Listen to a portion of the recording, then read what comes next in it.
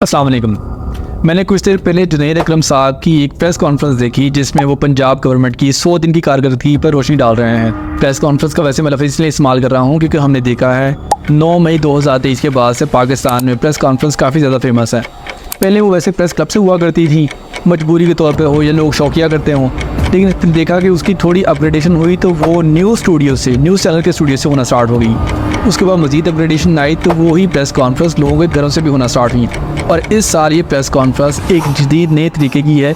Internet फ्लोसर जो है जो अपने स्टूडियो से बैठकर प्रेस कॉन्फ्रेंस करना स्टार्ट कर चुके हैं, तो ये उसकी एक नई शक्ल जो हमारे सामने आई है। अपनी इस वीडियो में जुनैद साहब ने तकरीबन 15 मुख्तलिफ एरियाज़ को कवर किया, उन पर बात की है, जिसमें police, education, health, infrastructure, agriculture और बहुत सारे डिफरेंट पॉइंट्स हैं। और सबसे ज़रूरी बात उन्होंने लास्ट पे की कि अगर कोई ऐसा एरिया रह गया है जो कवर नहीं हुआ तो वो मेंशन करें। अगर आपको लगता है मैंने कोई एरिया कवर नहीं किया तो उस पर आप जरूर पॉइंट आउट कीजिएगा। तो मुझे लगा कि मुझे वो मेंशन करना चाहिए। जैसा जब आप पंजाब की पुलिस की बात कर रहे थे, सिक्योरिटी की बात कर रहे थे, तो आप बताना भूल गए कि किस तरह पिछले काफ़ी सालों से पंजाब में पुलिस गर्दी बढ़ी है। पुलिस को इस्तेमाल करते हुए पॉलिटिकल इन्फ्लुएंस को बढ़ाने के लिए, अपने मकासद पूरे करने के लिए लोगों ने पुलिस को गलत इस्तेमाल किया है। उसी पुलिस में से जो आबिद बॉक्सर था, किस तरीके से उसने एलिगेशन लगाई, कन्फेस किया कि शहबाज शरीफ के कहने पर उसने किस तरीके से पंजाब में और ख़ास तौर पर लाहौर में लोगों को असैसिनेट किया, कत्ल किया, या किस तरीके से क्रिमिनलिटीज़ में वो इन्वॉल्व रहा। आप ये बताना भूल गए। आपने पब्लिक ट्रांसपोर्ट की बात की, लेकिन आप बताना भूल गए कि इसी पंजाब गवर्नमेंट के ख़ानदान ने पंजाब का सबसे बड़ा जो पब्लिक ट्रांसपोर्ट का प्रोजेक्ट था, जिसमें जैसे ऑरेंज लाइन में किस तरह करप्शन की, किस तरह उनके स्कैंडल सामने आए, और उनके स्कैंडल और बाकायदा तौर पर जो प्रीवियस आर्मी चीफ थे कमर जावेद बाजवा, उन्होंने भी जिक्र किया और इसकी खबरें मीडिया पर मौजूद हैं। आप ये बताना भूल गए। आपने सिविल इंफ्रास्ट्रक्चर की बात की, रोड्स की बात की, ब्रिजेस की बात की कि किस तरह पंजाब भर में ब्रिजेस कवर किए जा रहे हैं, कंस्ट्रक्ट किए जा रहे हैं, लेकिन आप बताना भूल गए कि इसी ख़ानदान ने किस तरीके से मोटरवेज में किकबैक्स ली, किस तरह करप्शन की, जो कॉन्ट्रैक्ट्स दिए वो किस तरह मैनिपुलेट किए गए, उनके रेट किस तरह डिफाइन किए गए और किस तरीके से पाकिस्तान को एट द एंड नुकसान हुआ। आप ये बताना भूल गए। आपने नवाज शरीफ के नाम पर बनते हुए कार्डियोलॉजी सेंटर या कैंसर हॉस्पिटल की तो बात की,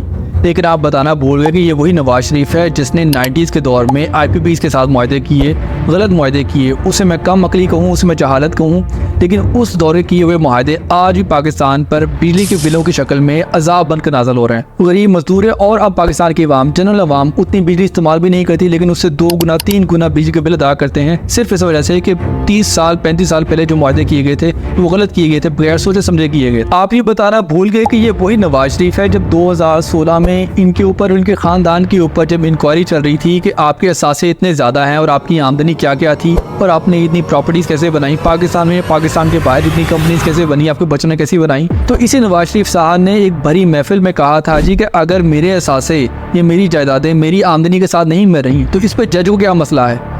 ये इनके इंटेलेक्चुअल लेवल है और ये इनका लेवल है जी कि ये पाकिस्तान की अवाम को या अदलिया को क्या समझते हैं और उसके बाद अपने मुतालिक क्या सोच रखते हैं कि ये सभी कानून से, हर चीज़ से ऊपर है और इनसे कोई सवाल नहीं हो सकता। और आप ये बताना भूल गए। आपने क्लाइमेट चेंज की बात की, पंजाब में क्लाइमेट चेंज और उसकी इम्प्रूवमेंट की बात की, नए प्रोजेक्ट्स की बात की, लेकिन आप बताना भूल गए कि 2014-15 में इसी शहबाज शरीफ ने इसी पंजाब हुकूमत के दौरान सेंटर ऑफ पंजाब साहिवाल में कोल पावर प्लांट लगाया। जब बाकी सारी दुनिया डेवलपमेंट में रिन्यूएबल एनर्जी के प्रोजेक्ट्स पे जा रही थी, वो वाटर प्लांट्स के प्रोजेक्ट्स हों, वो विंड एनर्जी हो, वो सोलर सिस्टम हो, इसी शहबाज शरीफ ने अपनी कम अकली से लोगों को इन्फ्लुएंस करने के लिए, लोगों को दिखाने के लिए कोल पावर प्लांट साहिवाल में लगाया, मिडिल ऑफ पंजाब लगाया। 1700 एकड़ के करीब वो ज़रख़ेज़ ज़मीन, ज़रई ज़मीन, जहाँ पर सब्जियाँ उग सकती थी, जहाँ पर दोबारा वीट उग सकती थी, गंदम उगा सकते थे, चावल उगा सकते थे, जो भी फसल है वो उगा सकते थे, जो एट द एंड पाकिस्तान के लोगों के लिए दोबारा इस्तेमाल हो सकती होती।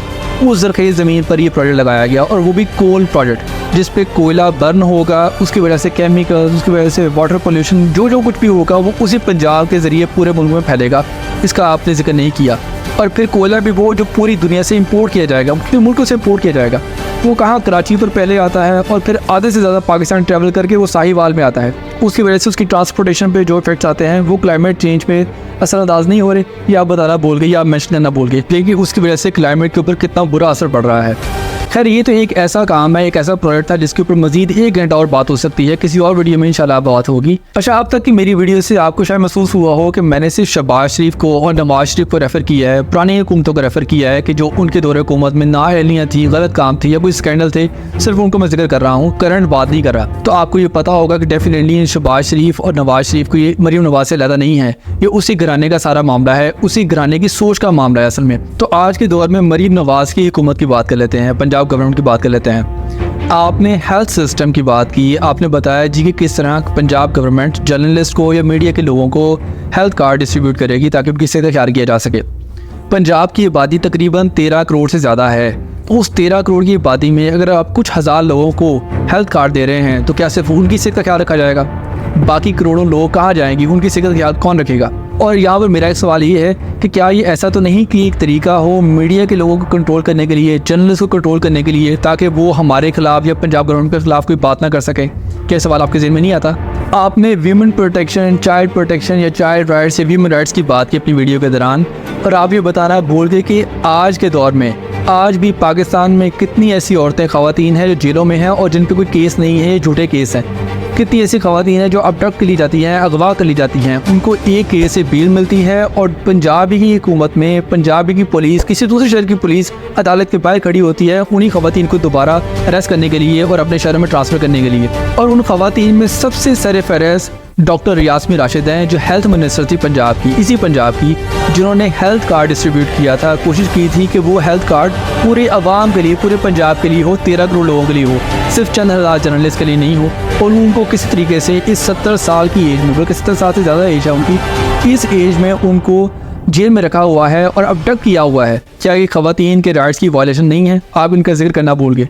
और ये तो सिर्फ मैंने अभी एक नाम लिए हैं, मैं और मज़ीद नाम नहीं लेना चाहता कि आप मुझे रेफ़र करें कि मैं सिर्फ PTI की तरफ रेफ़र कर रहा हूँ। बात हो रही है ख़वातीन की। पंजाब के आज भी IG police Punjab doctor Usman है जो पिछले साल भी इन सर्विस थे, और पिछले साल जब ह्यूमन राइट्स की वायलेशन हो रही थी, ख़ास तौर पर ख़वातीन पर भी जब तशद्दुद हो रहा था, तो ये यही IG पंजाब थे जो सरबराही कर रहे थे। पिछले साल लोग अपने हकूक़ की बात कर रहे थे तो एक डिसेबल लड़की जो व्हील चेयर पर थी, किसी भी तरीके से उसकी एफिलिएशन किसी भी पॉलिटिकल पार्टी से हो या ना हो वो अलग बात है, लेकिन वो अपने राइट्स की बात करने के लिए एक सड़क पे एहतजाज करी थी और उसको किस तरीके से घसीटा गया, इसी पंजाब पुलिस की तरफ से घसीटा गया और लाहौर की सड़कों पर घसीट कर उसको गिरफ्तार किया गया। तो क्या उसके राइट्स नहीं थे?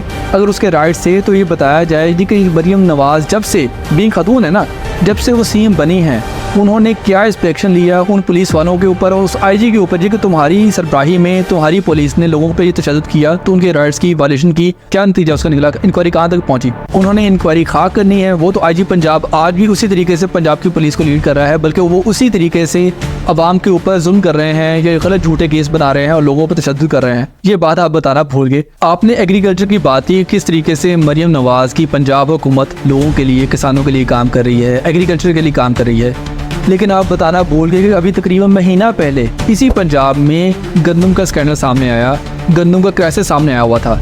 वही किसान जिन्होंने महीनों की मेहनत के बाद, मुशक्क़त के बाद अपनी फसल तैयार की, तो हुकूमत वो उससे गंदम नहीं खरीद रही थी। मैं अभी करप्शन का लफ्ज़ इस्तेमाल नहीं करता कि वफाकी हुकूमत ने या सूबाई हुकूमतों ने कोई करप्शन की हो, लेकिन ये कम अज़ कम इन हुकूमतों की नाअहली लाजमी थी कि जिन्होंने दूसरी दुनिया से, दूसरों मुल्कों से गंदम पाकिस्तान मंगवा ली और पाकिस्तान में मौजूद जो गंदम जो लोगों ने पैदा की है वो कहाँ जाएगी इसके बारे में बिल्कुल नहीं सोचा। और अगेन एट दिन किसान बेचारे सड़कों पर रो रहे थे और पंजाब हुकूमत का तशद्दुद बर्दाश्त कर रहे थे। ये आप बताना भूल गए। आपने डॉक्यूमेंट्स के टेस्टेशन की बात की कि पंजाब हुकूमत ने एक नई ऐप लॉन्च की है और इस पर बाकायदा आपने मरीम नवाज़ की तस्वीर भी दिखाई, लेकिन आप बताना भूल गए कि इसी मरीम नवाज़ ने अदालत के अंदर फौज डॉक्यूमेंट सबमिट करवाए थे।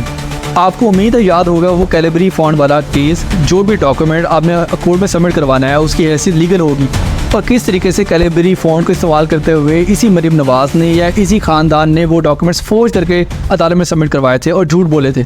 आप जो बताना भूल गए। और अदालत में झूठे कागजात सबमिट करवाना, ये जो जुर्म है ये तो अपनी जगह पर इसी मरीम नवाज़ ने मीडिया पर आकर कहा था कि मेरी तो पाकिस्तान में क्या दुनिया भर में किसी भी जगह पे कोई प्रॉपर्टी नहीं है। मेरी सेंट्रल लंदन में प्रॉपर्टीज तो दूर की बात है, मेरी पाकिस्तान में भी कोई प्रॉपर्टी नहीं है। मैं अपने वालिद के साथ रहती हूँ। और कुछ ही साल बाद अल्लाह ताला ने वो हक सामने लेकर आया कि किस तरह इसके अपने भाई ने ही माना कि जो लंदन की प्रॉपर्टीज़ हैं या जो हमारी इंग्लैंड में कुछ प्रॉपर्टीज़ हैं वो उनकी जो कंपनीज है वो हमारी हमशीरा मरीम नवाज़ ऑन करती हैं।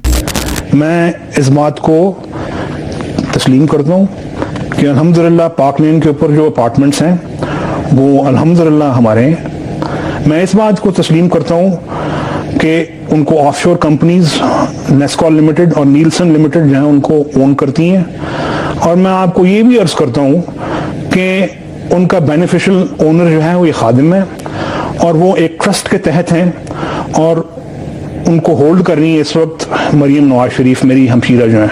अभी तो सिर्फ मैंने ये 15 पॉइंट्स डिस्कस किए हैं जो आपने मेंशन किए थे, और इन 15 पॉइंट्स के ऊपर कम से कम 15 वीडियोस बन सकती हैं कि किस तरीके से इस शरीफ ख़ानदान ने या इस तरह के और दूसरे ख़ानदानों ने पाकिस्तान को नुकसान पहुंचाया। पर पिछले 30-40 साल में, 50 साल में, ख़ास तौर पे जिन जमहूरी लोगों ने हुक्मरानी की है, जो अपने आप को जमहूरी कहते थे, उन लोगों ने किस तरह पाकिस्तान के ऊपर कब्जा किया और किस तरह इसको नुकसान पहुंचाया, किस तरह अदारे तबाह किए, किस तरह जुडिशल तबाह की, और किस तरह कोई निज़ाम नहीं बनने दिया। और एट दी एंड हम आज हमारी ज़िंदगी गुजर गई, हम वो मसाइल जो हमारे अपने बुजुर्गों से सुनते थे बल्कि उससे ज़्यादा बढ़ गए मसाइल में हम फंसे हुए हैं। और उसकी बहुत बड़ी वजह ये सियासी ख़ानदान है, वो चाहे पंजाब में हो, चाहे सिंध में हो, या किसी और दूसरे प्रोविंस में हो।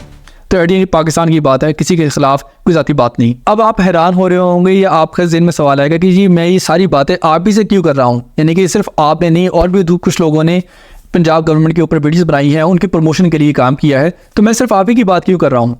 ये बड़ी इंपॉर्टेंट बात है। तो इसके जवाब में मैं आपको कहूँगा कि जी जो और दूसरे लोग पैसे लिए नहीं लिए ये मुझे नहीं पता, लेकिन उन लोगों ने फेवर में पंजाब गवर्नमेंट की वीडियो बनाई है, मुमकिन उन्होंने पैसे लिए होंगे, उनका तो काम है, वो अदाकार है, उनका तो काम है, वो पैसे लेते हैं, अपना टाइम सेल करते हैं, जो उनके सामने स्क्रिप्ट आता है वो पढ़ देते हैं और उसके बाद वीडियो बना देते हैं। वैसे अगर मॉरली देखा जाए तो उन लोगों से भी सवाल होने चाहिए कि आप लोगों ने वीडियो बनाने से पहले क्या तहकीक की है कि कौन सी चीज़ सही है, कोई गलत है।